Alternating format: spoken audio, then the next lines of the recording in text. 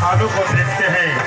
आज हमारे कन्हैया भूखा गिरो रहे करे सुदामा, तूने आने में कितना विलम्ब कर दिया। और आज हमारे कन्हैया रुदन कर रहे हैं को छाले के मारे रोया, पाव के छाले के मारे रोया,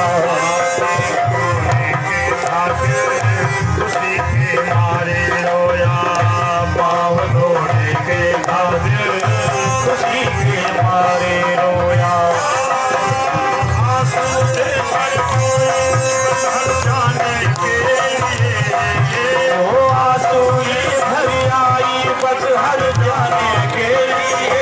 कन्हैया रोया रोया, कन्हैया रोया रोया रे,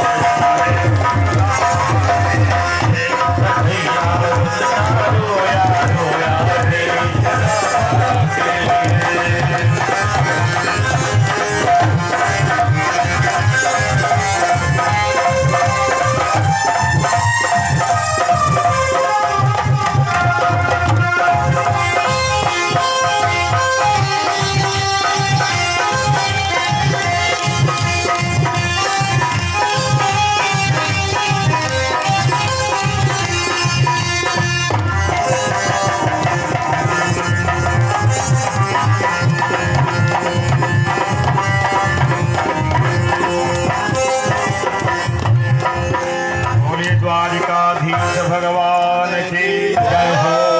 ध्यान दीजिएगा वो क्षण, वो दृश्य आप लोग खाली अनुभव करिए। सुदामा जी को द्वारिकाधीश प्रभु ने पहले दुग्ध स्नान कराया, दूध दही घी मंत्र स्नान करवाया, अच्छे वस्त्र आभूषण पहनाया। और आज द्वारिकाधीश जी जहाँ विश्राम करते थे, आज सुदामा जी को वहाँ कक्ष में बैठाते हैं और पहले कहते हैं सुदामा जी भाभी जी कैसी है। सुदामा जी भाभी कैसी हैं? सुदामा ने कहा गोविंद बस तेरी कृपा है, तेरी कृपा है। बच्चों को द्वारिकाधीश जी पूछते हैं, सब अच्छा बताया। और बाद में जैसे सुदामा जी के वचनों को सुनते हुए कन्हैया ने कहा अभी भी सुदामा जी वैसे ही हैं। बोले सुदामा जी आप भाभी ने कुछ मेरे लिए भेजा है? बोले हाँ गोविंद भेजा है, पर वो कहाँ है नहीं दिख रहा है, क्योंकि चावल की पोटली सुदामा जी चुराते जा रहे हैं, चुराते जा रहे हैं। द्वारिकाधीश जी करें क्या चुरा रहे हो सुदामा जी, छल मत करो मेरे साथ, क्या है? और भगवान जबरदस्ती जो है पोटली को हाथों से छीन लेते हैं। बोले द्वारिकाधीश भगवान की जय। और जैसे चावल की पोटली को जब द्वारिकाधीश जी खोलते हैं, प्रिय भक्तों, वो चावल कई तरह का दिखाई दिया, कोई छोटा मोटा पतला टूटा हुआ। द्वारिकाधीश जी कहे कुमारी सुदामा तूने आने में कितना विलम्ब कर दिया। द्वारिकाधीश जी पहला मुट्ठी चावल लेते हैं और ग्रहण करते हैं, सुदामा जी को एक लोग दे देते हैं। दूसरा मुट्ठी ग्रहण करते हैं, दो लोग देते। तीसरे मुट्ठी में रुक्मिणी जी हाथ को पकड़ लेती हैं। अरे स्वामी ये क्या कर रहे हो, ये भी खा जाओ, खाओगे तो हम आप रहेंगे कहाँ?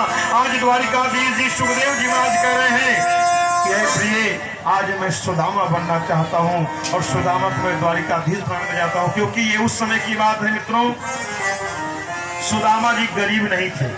गरीब क्यों हुए ये रहस्यमय कथा है। एक समय जब गुरुकुल में सुदामा जी और कन्हैया जब पढ़ाई कर रहे थे गुरुकुल में, संदीपनी के आश्रम में, एक गरीबणी ब्राह्मणी थी, 7 दिन से भूखी थी और चना की पोटली रखी थी कि सुबह होगा इस चने को मैं खाऊंगी।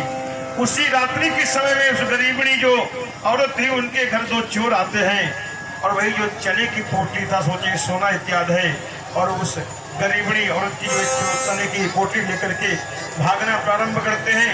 इतने में आवाज आती है चोर चोर चोर, और वो लोग कहाँ जाके रखते हैं? उसी संदीप आश्रम में चली की पोटली वहां रख देते हैं।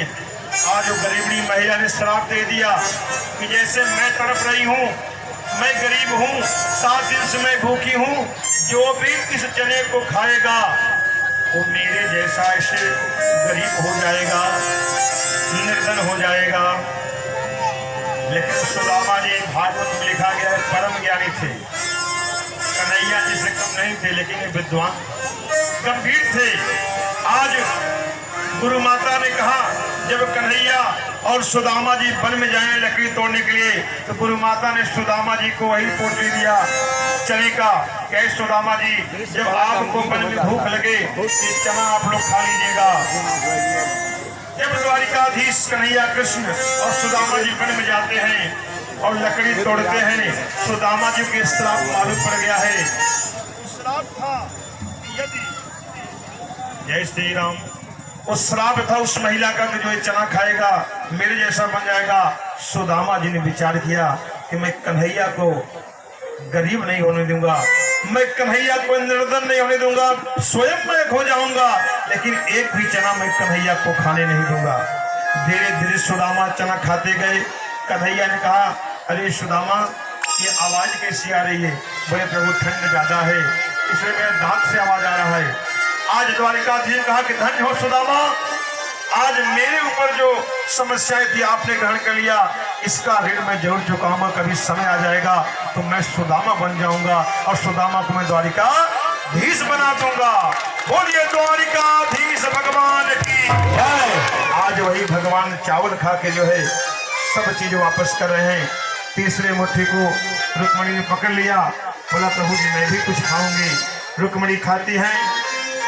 रात्रि के समय में द्वारिकाधीश प्रभु जी विश्वकर्मा को आदेश देते हैं जाइए सुदामा की कुटिया को द्वारिकापुरी से सुंदर बना दीजिए। विश्वकर्मा जी आदेश पाते हैं।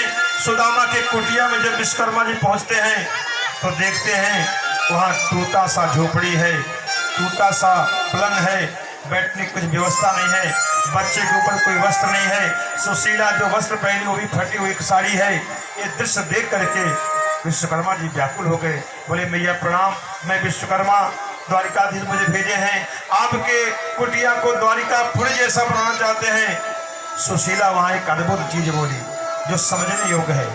बोले द्वारिकाधीश जी सिर्फ मेरे महल को बनाने के लिए बोले हैं? बोले हाँ। कहे तब आप जा सकते हो, क्योंकि जब द्वारिकाधीश जी के पास मेरे प्रतिदेव सुदामा जा रहे थे, मैं 5 घर जाकर के जो चावल तांदुल ली हूँ, यदि मेरा महल बन जाएगा तो कल को लोग बोलेंगे देखिए ये स्वयं बड़ी हो गई, हम लोग का अन्न खाती थी और हमको ही भूल गई।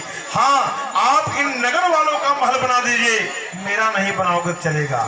कहीं मैया ये तो मेरे हाथ नहीं, लेकिन मैं प्रभु से पूछता हूँ। और जैसे ही विश्वकर्मा जी ध्यान लगाए, द्वारिकाधीश जी ने कहा कि जो वो वचन बोले वो मेरा वचन सुनो, जैसा चाहती है वैसा बनाओ और द्वारिकापुरी से सुंदर पूरा सुदामापुरी ही बना दो। पूरे नगर को सुंदर निर्माण कर दी विश्वकर्मा जी।